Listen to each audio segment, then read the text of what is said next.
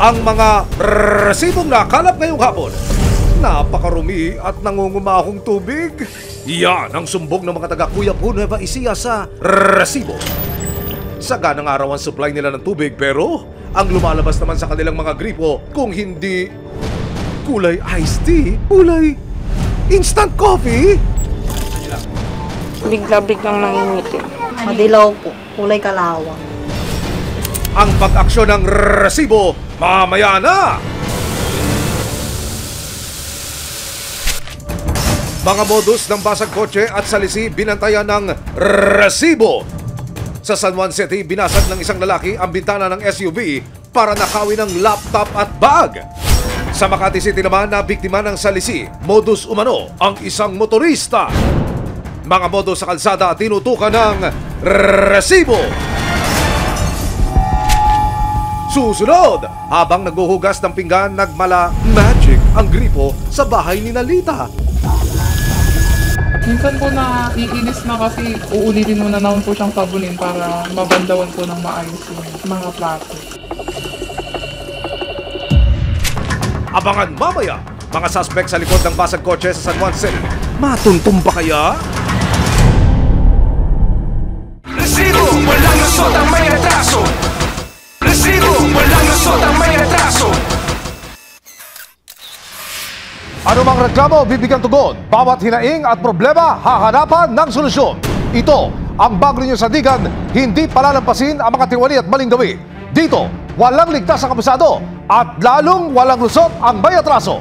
Dahil ang lahat, hahanapan natin ang resibo. Magandang hapon, ako po si Emil Sumangil. Inireklamo ng mga residente ng District 6, Cuyapu, Nueva Ecija ang tubig na masangsang at kulay kalawang na lumalabas sa kanilang gripo. Sumbong nila sa resibo.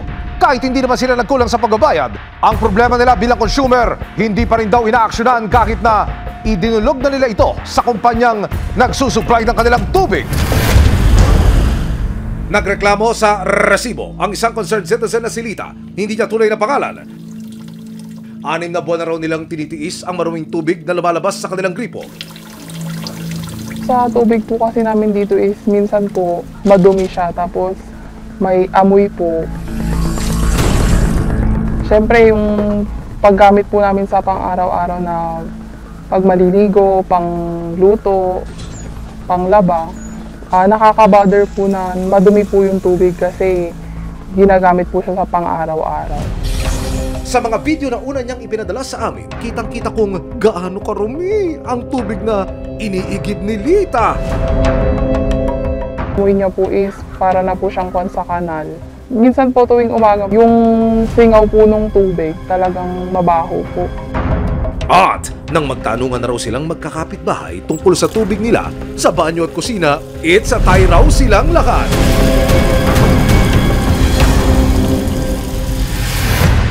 Susunod, ang pag-aksyon ng resibo sa reklamo ni Nalita kasama ang National Water Resources Board. Mamaya na! Sino ba namang iinom nung ganitong kulay ng water? Kita naman natin na may contamination na kagad eh. Babaeng tila nagpagandang loob sa isang driver sa Makati City. Modus na pala! Resibo, walang lusot ang may retraso. Resibo, walang lusot ang may retraso.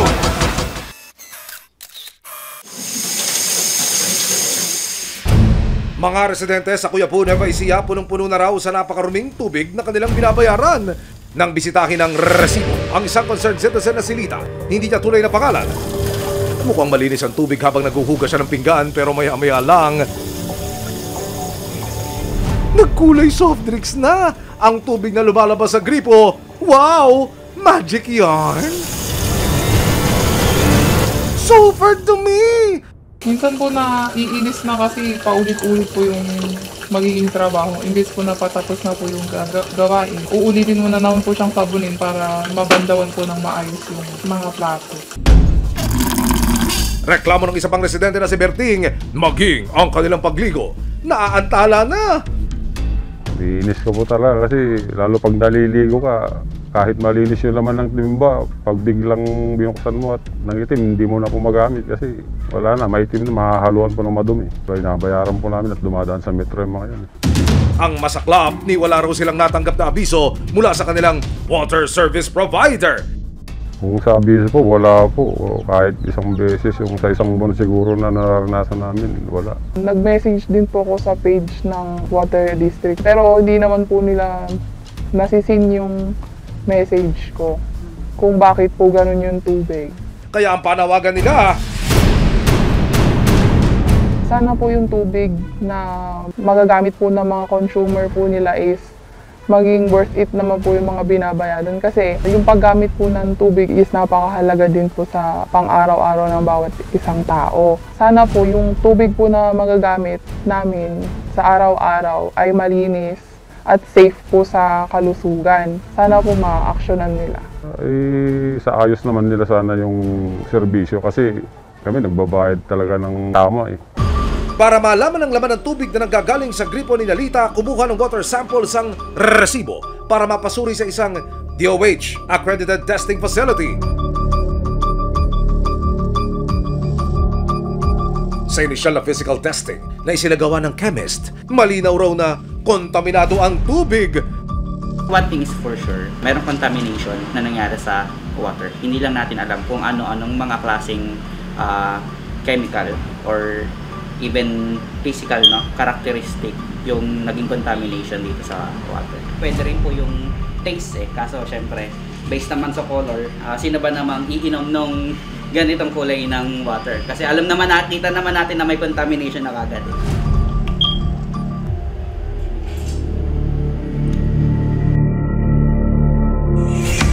May 15, idinulog na ng resibo sa National Water Resources Board o NWRB ang reklamo ng mga residente sa Nueva Ecija. Ang NWRB ang government agency na nagbabantay sa kalidad ng tubig na ginagamit natin sa ating mga kabahayan. May hiling ka ba, sumbong o reklamo? Kasama ang resibo, nagtungo sa Nueva Ecija ang mga taga-NWRB para magsagawa ng inspeksyon. May solusyon. Pagdating sa bahay ni Nalita, Ipagtanggol ang api. marumi pa rin ang tubig na lumalabas sa kanilang gripo. Walang lusot ang may atraso. Yung experience mo, may itim din po yung tubig po. Dalawang beses. Bigla-biglang nangingitim. Madilaw po, kulay kalawang. Mga nakaraang buwan po halos araw-araw. May abiso ba man na sa inyo na dudumi or hindi? Wala po, magugulat na lang po kayo na pag sindi po ng tubig, madumi. Resibo, walang lusot ang may atraso.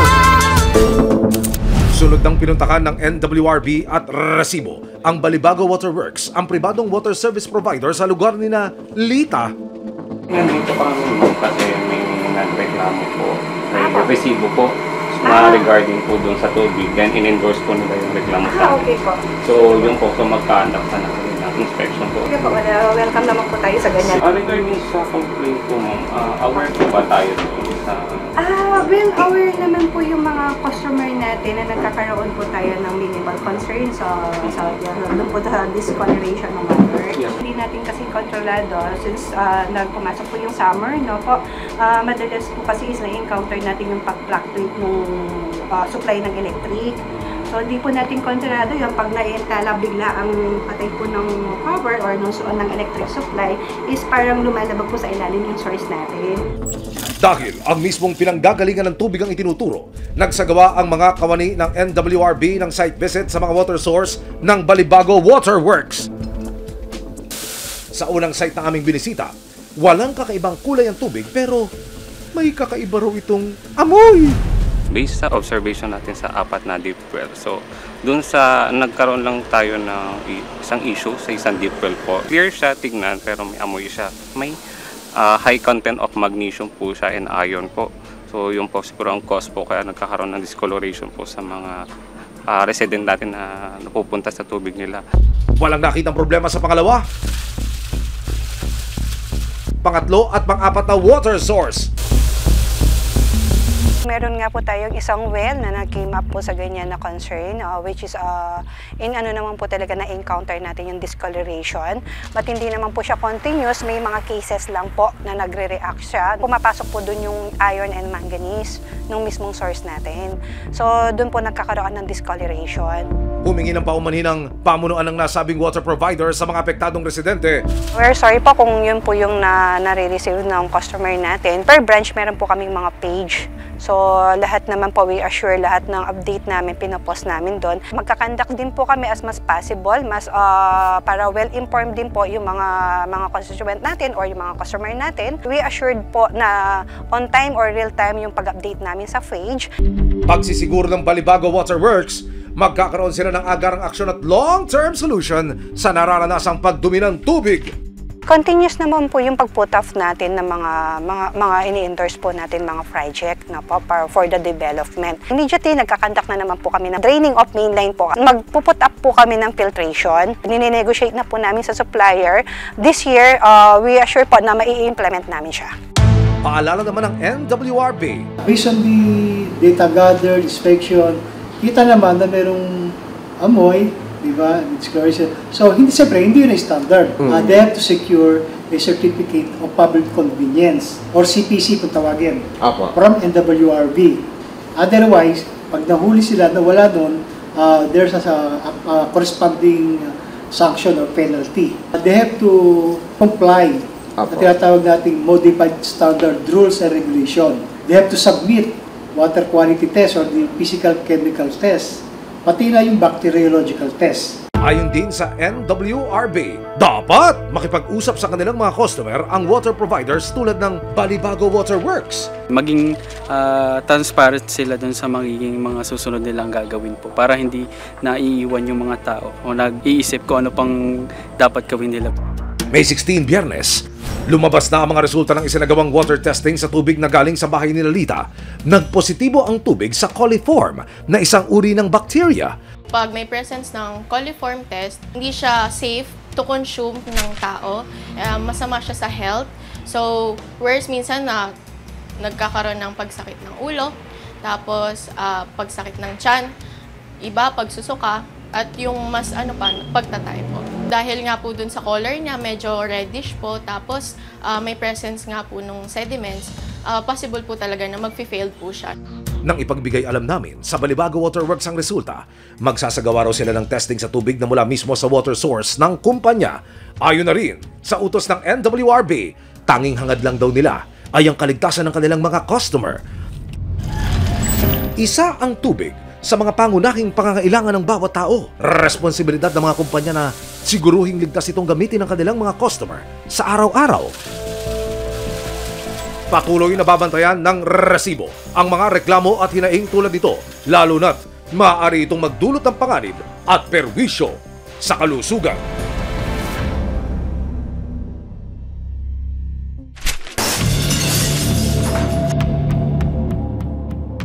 Huling-huli sa CCTV ang ginawa ng isang lalaki na pagbasag sa bintana ng nakaparadang sasakyan sa San Juan City.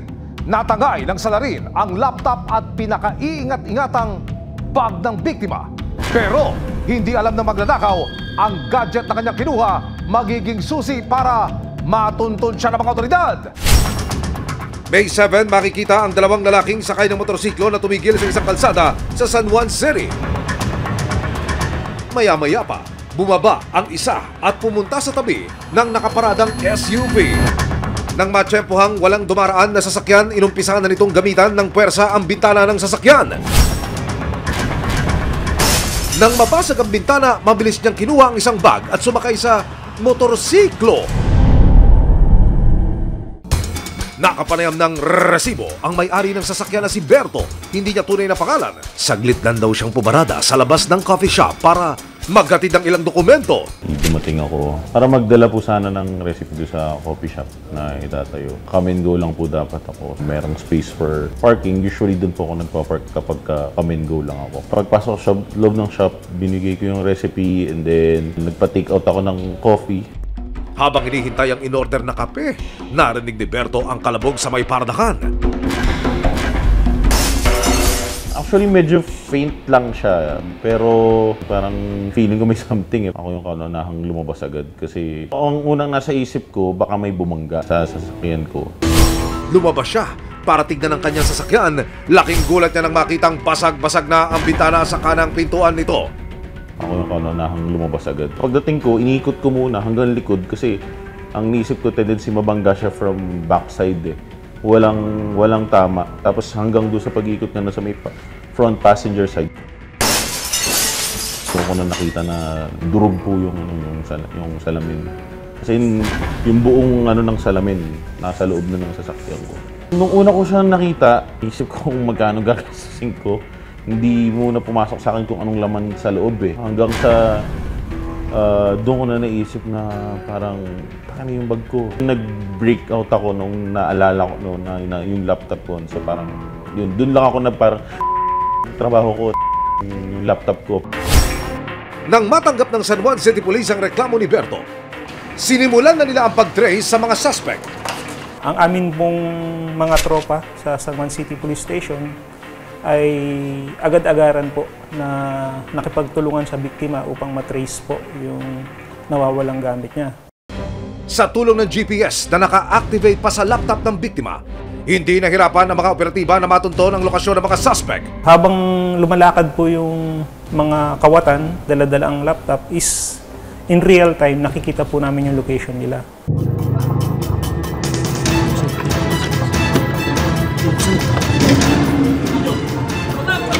Bandang alas 7 ng gabi ng parehong araw, May 7, nadakip ng mga otoridad ang driver ng motor.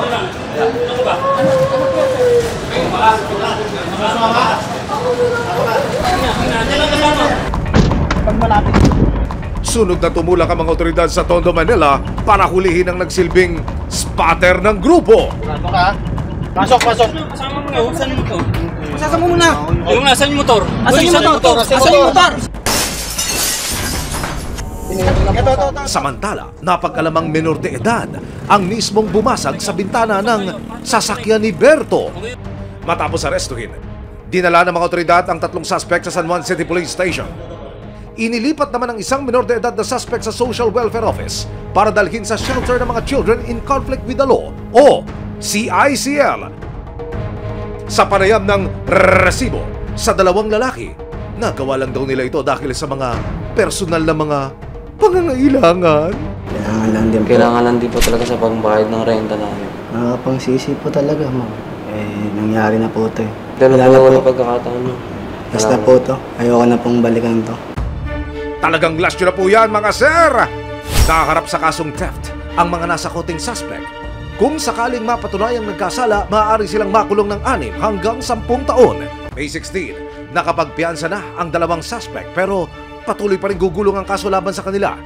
Ang mga suspect naman po ng ganitong krimen ay usually tumitingin po muna sa loob ng sasakyan kung may makukuha silang gamit. Ang advice po namin, wag po kayong mag-iiwan ng any valuables sa loob po ng inyong sasakyan. Sa Makati naman, nakuhanan din ng CCTV footage ng isang commercial compound ang modus ng isang grupo. Ang kanila namang gimmick, salisi modus. Nang dumating ang isang kotse, nilapitan ng isang babae ang driver at tila may itinuturo sa likod ng sasakyan. Nang bumaba ang biktima at nakipag-usap sa babae, binuksan ng 2 lalaki ang kanang pinto at mabilis na tinangay ang isang bag. Walang kamalay-malay ang driver, nasa lisihan at natangay na pala ang gamit niya. Nakapanayam ng resibo ang may-ari ng CCTV footage. Dito siya nag-park, nung paalis na, may mga lumapit na group. So, they are saying something na parang may ganito sa likod, may ganito, ganyan. So parang dinidistract nila and then they force the driver to park there in front of that establishment. At that time, they are 5, yung mga nakapayong na babae, 3. So nung bumaba yung driver, noon na sumalisin ng bukas yung 2 lalaki. Siyempre nakakabahala yan, di ba? Dahil ma-alarm yung mga customer namin, may nangyayaring ganito sa area. Nakapanayam din ng resibo ang nakausap ng biktima sa mga oras na nangyari ang insidente. Ang ginagawa nila is maglalaglag sila ng kung ano, barya, basta yung kakalansing na parang mababothered ka na, uy, may nalaglag ba or may tumama sa sakyan nila. May nilaglag din sa part nun sa kabilang side niya, may mga nalaglag din daw doon. Barya, susi, kahit ano, basta pwedeng mag-sound ng basta na maingay, nakalansing, gano'n. Medyo traumatized po si tatay, tapos parang ayaw niya na rin anuhin kasi ayaw niya na lang din ma-stress. Kumbaga, kasi nga, yung asawa niya nga, sakit. Ayon sa Southern Police District, patuloy pa rin ang kanilang pag-iimbestiga para matunto ng mga suspect. In-invite po natin itong si victim na doon sa ating station upang mag-file po ng formal complaint at masimulan din po ang investigasyon. Gayun pa man, tumanggi po itong ating victim dahil sa may mga personal po na kadahilanan. Pero hindi po man nag-file agad ng complaint si victim, patuloy pa rin naman po ang investigasyon na ginagawa ng Makati upang matukoy itong mga tao na involved dito sa masamang gawain na ito. Mahalaga rin po tandaan yung mga ganitong uri ng krimen ay maaaring mangyari po sa iba't ibang lugar, kaya patuloy po namin pinapaigting ang presensya ng mga kapulisan sa mga pampublikong lugar upang maiwasan po yung mga ganitong insidente. Laman ng daan ang iba't ibang uri ng tao, kabilang na ang mga mapanamantala at mapanlinglang. Sa tulong ng mga mata sa kalsada, patuloy na aksyon ng mga alagad ng batas para mapanagot ang mga kawatan, lalong-lalo na kung may resibo.